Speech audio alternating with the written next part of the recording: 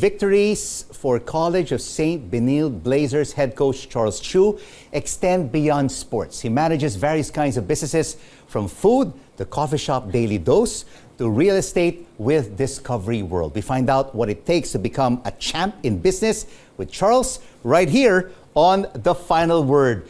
Thank you so much for joining us, Charles. Does the studio give you wonderful memories? It's been a while. I miss this place. Thank you for having me, Rico. It's an honor to be here.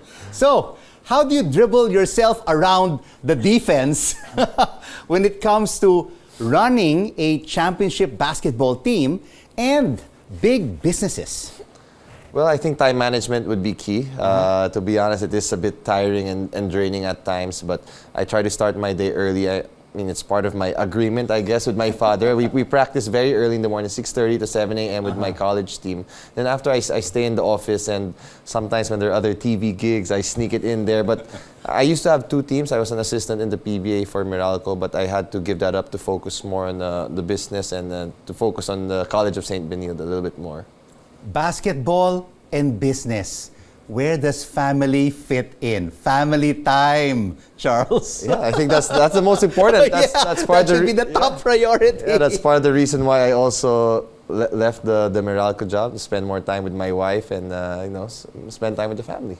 Of course, everyone knows that your brother Chris was a pro basketball player. He has retired from pro sports.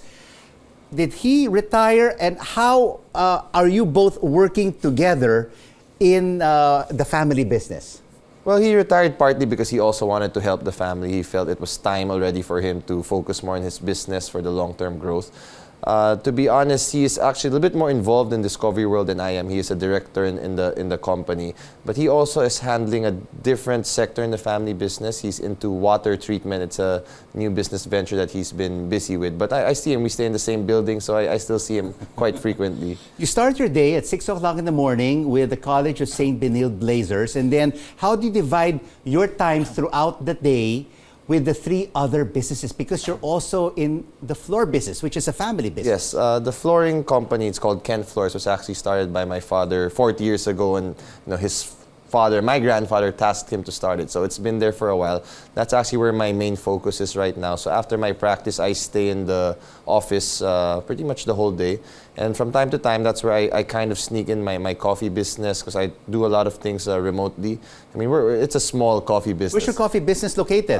We have one branch in Tagaytay Highlands, but it actually started in the pandemic. We were selling coffee online, and now we still supply beans. So more in supplying beans and managing that coffee shop from afar. And then I sneak into meetings with my uncle, who's the chairman of Discovery World. I mean, that's just more as like a personal consultant or advisor to him to talk about the plans for the company. But really, I guess the main focus business-wise would be Kent Floors. Of course, Discovery World is known for its world-famous resort in Boracay, Yes. Discovery Shores, and you have really this high-story condominium building along Ayala Avenue, which is Discovery Primea.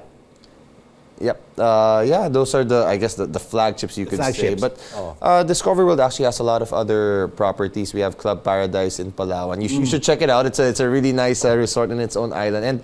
And we're venturing into different things. We're building, a subdivision in Davao. It's going to be called Elise Point. We have plans in El Nido. We have a retail area. We're building a hotel there. Then we're going to go to Siargao and Benguet. So I think my uncles have identified really the hot spots in the Philippines, because they really believe in the tourism, and we love locals, so we're trying to help in that industry. And we were just speaking with Cindy Harabata earlier, and she's into sustainable development and eco-friendly practices, which is being adopted right now by many developers like your company. In terms of you're a bench tactician and also a business tactician. How do you adopt your coaching to business and vice versa? Is there any interrelation?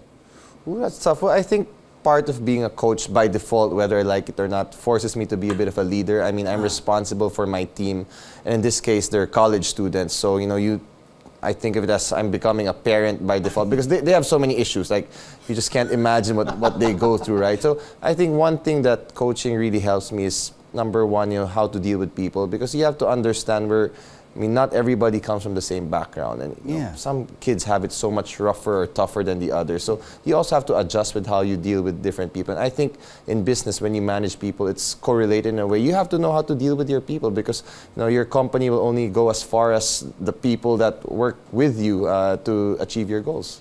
You just don't draw up plans for offense and defense, but you also have to be a counselor and psychologist, right? When you're a coach. Yeah, I think that's half the battle, to be honest. I mean, the X's and O's are important, but there are so many great coaches, not just in the Philippines, all over the world. But I guess the difference is how you connect to the players and how you get people to follow and to buy into your vision. Mm. All right. So, I mean, if you really look at it, Charles, you're already made, especially with your family business, Discovery World, and the Kent floor business, and other multiple businesses of your parents and your grandparents. What does it take, and why did you still decide to set up your own business, your very own business, when you don't really have to? I don't know. What is that for you? I think part of it is still wanting to have a challenge to kind of do something on your own. I mean, it's easy to just fall back and rely on what my uncles and my grandfather have built all together, the whole family. But sometimes you look for the challenge, the fulfillment. You don't want to just depend on them for the rest of your life. So you try to learn new things and try to build something of your own one day. But of course, for me personally, it's very important to keep the legacy of the family intact. The businesses that the grandfather started and my uncles, we want to try to help as much as we can. That's why I still prioritize working with the family more than anything. But of course, one day it would be nice to see something that you start on your own and hopefully grow it. But I'm not there yet, so I'll be honest. I don't take any credit for any of the businesses, really, to be honest. It's all the generation ahead of us. So what are your plans for this coffee shop? What are your plans in terms of expansion? Well, to be honest, it's a business I started with my wife.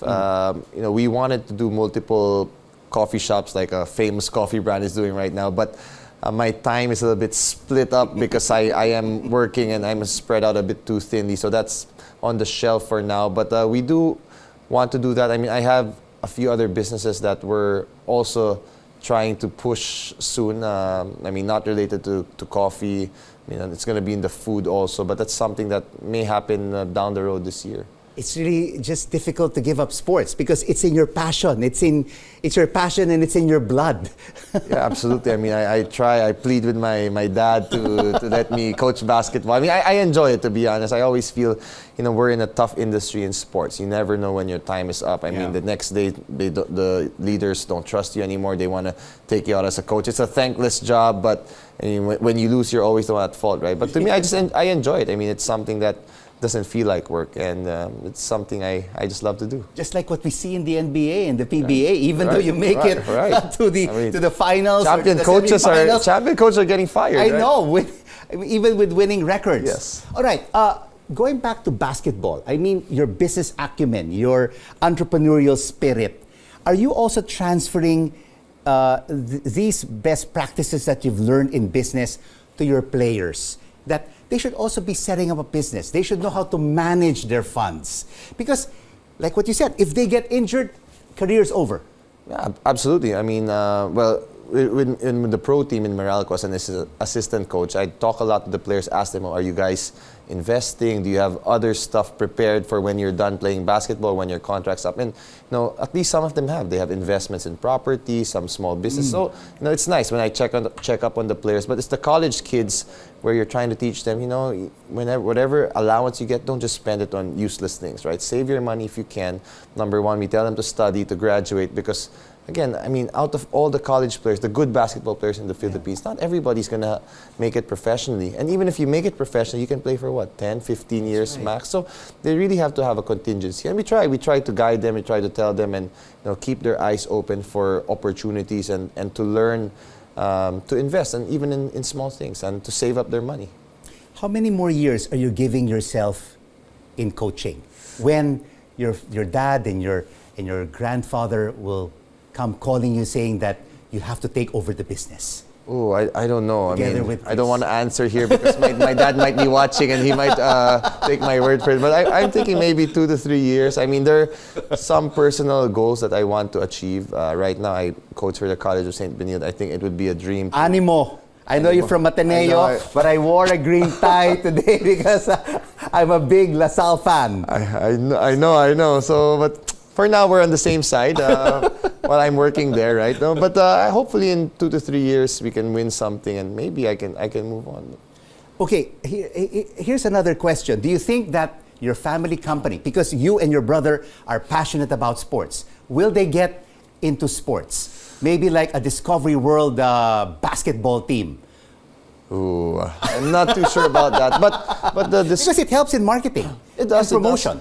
And you've seen that through Meralco and the other professional actually teams. for a while of a product. For a while, my aunt, she was the sponsor of the women's national team back then, a few years ago. I think they were using Discovery Perlas back then. So, I think the family's always been passionate in sports. I don't know if we'd ever put up a basketball team. Maybe not in the pipeline soon, but who knows? I mean, I'm sure they'd love to support and give back in a way to the community, to the sports world. That's helped me and my brother so much.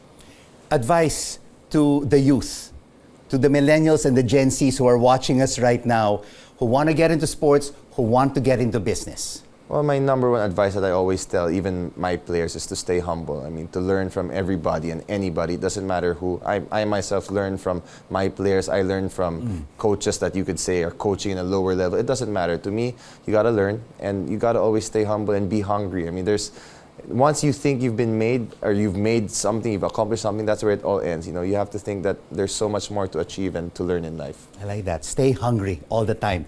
Charles Tiu, head coach and businessman, thank you so much for joining us on The Final It's my pleasure. Thank you for having me, Rico.